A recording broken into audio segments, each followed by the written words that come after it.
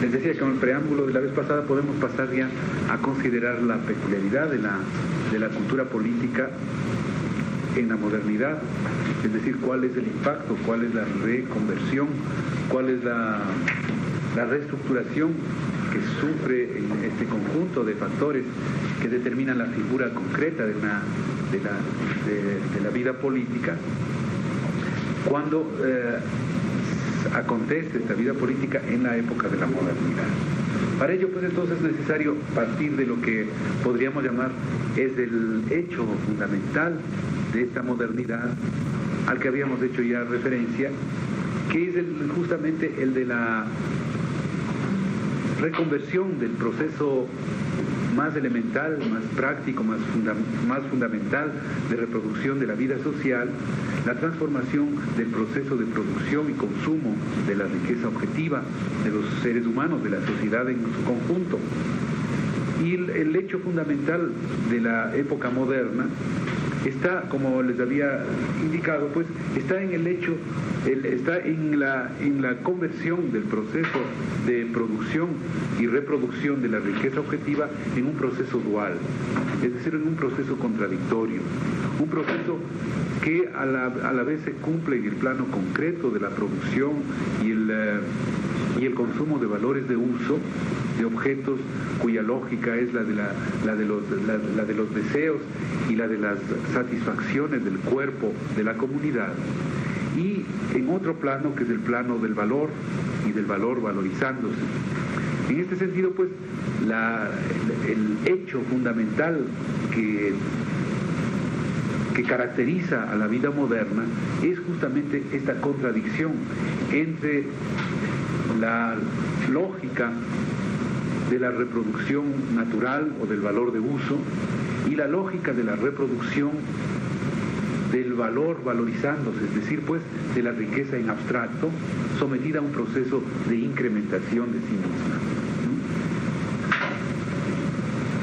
Este hecho es un hecho fundamental porque a lo que hace referencia es a la imposibilidad en la que está el ser humano moderno de conectarse inmediatamente con los valores de uso. No hay una conexión, pues, de interioridad inmediata entre el productor y el productor consumidor y el objeto que él ha producido y consumido. Para poder producir y consumir los objetos, el ser humano necesita primero someterse a la mediación de un proceso que acompaña a esa producción y consumo de objetos concretos, que es el proceso de la valorización del valor. Los objetos son producidos como mercancías, es decir, pues, son producidos y consumidos como mercancías, es decir, pues, como objetos que solo pueden tener un valor de uso en la medida en que tienen un valor de cambio. Solo si se validan en tanto que valores de cambio, los objetos adquieren un valor de uso. Ahora bien, este valor de cambio es un valor de cambio capitalista, es decir, no es simplemente una acompañante del valor de uso, un dispositivo, una derivación del valor de uso que le sirva a este para realizarse, sino que el valor de cambio es un valor de cambio capitalista, es decir, un valor de cambio que le impone, con su propia lógica, le impone una determinada dirección, una determinada configuración al valor de uso. El ser humano, pues, entonces, en la modernidad, se encuentra sometido a una contradicción. Por un lado, obedece él a la lógica ancestral, tradicional, del valor de uso, a la lógica, diríamos, pues, arcaica del producir y consumir cosas, la lógica del valor de uso o lógica natural, y por el otro lado, obedece a otra lógica que no se compagina con esta primera, que es la lógica de la valorización del valor o de la acumulación del capital. Este es tal vez entonces, observen ustedes, lo novedoso, lo nuevo, lo característico de la modernidad. Recuerden ustedes, hacíamos referencia a esta revolución de las fuerzas productivas que está en la base de la modernidad. Pues bien, esta revolución se muestra en términos modernos capitalistas bajo esta peculiar forma. bajo el aparecimiento de esta entidad o de este universo, de esta dimensión mediadora de la vida productiva y consumtiva de los hombres, que es la valorización del valor, para poder entonces cumplir con sus pulsiones, con sus deseos, para existir en forma natural y concreta, para producir y consumir cosas, para disfrutarlas, para imaginarse nuevas técnicas. El ser humano tiene siempre que traducir todos esos intentos, traducirlos a una lógica diferente, que no es la lógica del valor de uso, que es la lógica de la valorización.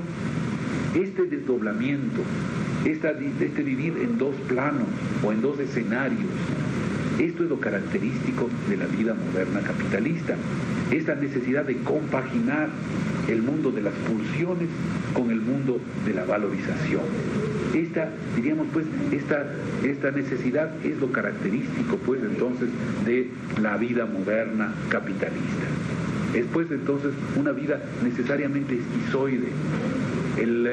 La cotidianidad humana está, pues, entonces, afectada por esta contradicción.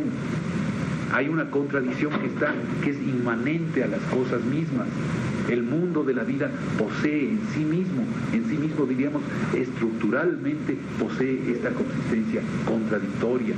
Los seres humanos, pues, han pasado, diríamos, pues, a ser seres modernos en la medida en que han ingresado en este nuevo, peculiar modo de existir, un modo de existir desconocido hasta entonces, que es el de estar sometidos a la presencia de esta lógica que no es una lógica propia de ellos, que es una lógica que se impone desde el mercado capitalista en cuanto tal. Esta es entonces la peculiaridad, ¿no? Marx insiste mucho en esta caracterización cuando él dice: en la esfera de la circulación aparece algo así como una subjetividad sustitutiva, dice él. En lugar de que el mercado, de que el escenario del mercado sea un escenario neutral, un lugar en donde los sujetos humanos ejercen la acción de intercambiar sus productos de acuerdo a cualquier tipo de reglas, de leyes, de normas que ellos se inventen, en lugar de que la circulación de mercancías sea, pues, este instrumento organizado o definido de una manera u otra por las distintas sociedades, en lugar de ser eso, el mercado se convierte en un escenario en el cual, nos dice Marx, pues, en el cual predomina o domina un elemento activo, una especie de sujeto.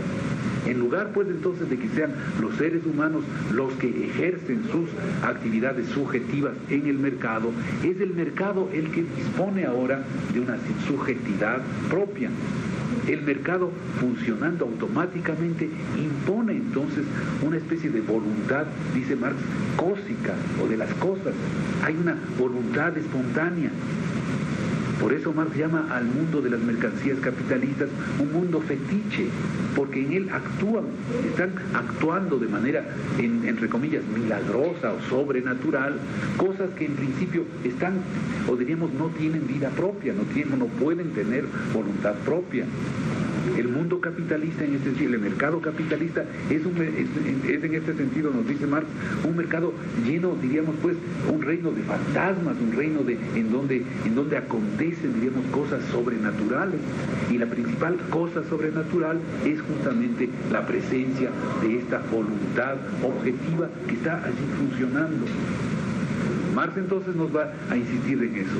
El ser humano entonces está sometido a esta doble lógica que está permanentemente resolviéndose en favor de la lógica dominante, que es la lógica de la valorización del valor. Por un lado, pues, entonces, hacia un lado se dirige, una es la gravitación del valor de uso, o la gravitación natural del producir y consumir cosas, del trabajar y el disfrutar, y otra diferente es la gravitación de la valorización del valor en cuanto tal. Son dos polos diferentes, dos lógicas diferentes, dos proyectos de mundo diferentes.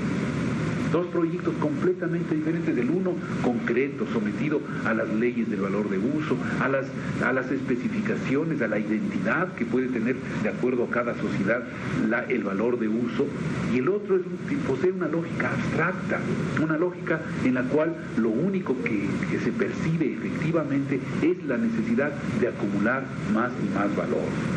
Estas son las dos lógicas que están, diríamos pues, desgarrando la existencia de los seres humanos en la modernidad capitalista. Acceder pues entonces a la modernidad es acceder a este tipo de vida tan peculiar, tan patológico si se quiere. La novelística del siglo XIX es una novelística en la cual este hecho capitalista es representado con mucha frecuencia. La presencia, por ejemplo, de la gran ciudad capitalista en el siglo XIX es siempre vista como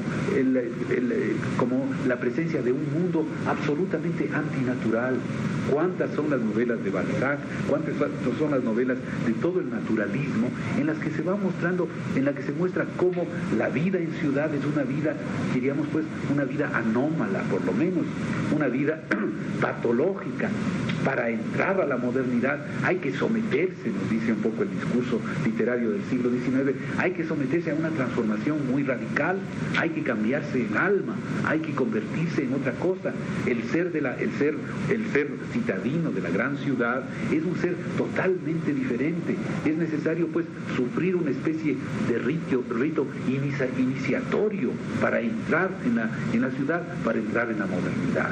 Entre el hombre natural del campo, etcétera, y el hombre citadino hay un abismo, nos dice esta literatura, y nos muestra justamente el gran drama en el que consiste justamente este abandono de las formas antiguas, arcaicas, sometidas a la lógica del valor de uso, a la lógica de la forma natural, con todas sus contradicciones internas, si se quiere, pero el paso de esta lógica en la que el ser humano es el sujeto, a otra lógica en la cual aparece pues una entidad anónima, abstracta, que es efectivamente la que está dictando el comportamiento de los hombres, es decir, pues este sujeto enajenado, esta enajenación del sujeto, esta presencia pues entonces del sujeto objetivo, que es el valor valorizándose. Este es pues entonces el fenómeno es el fenómeno de la enajenación.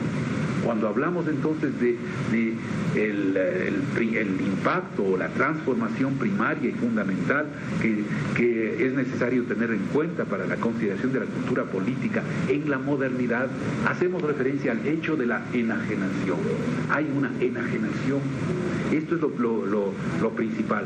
Podríamos decir pues entonces comparativamente que mientras las sociedades arcaicas o premodernas, llamémosle también de este modo, percibían que toda la legalidad de su producir y consumir, que toda la legalidad de sus normas, de sus leyes, de sus costumbres, tenían siempre un límite, topaban siempre con un límite que era el de lo azaroso de su vigencia. Es decir, pues esta percepción muy clara en todas las culturas de que la necesidad que ella está instituyendo, la necesidad de la norma, la necesidad de esta segunda naturaleza, es una necesidad que llega en un momento a ser contingente. La contingencia es el ámbito, es el fundamento sobre el que se levanta la necesidad del mundo humano. Esta percepción es una percepción vieja, antigua. El caos está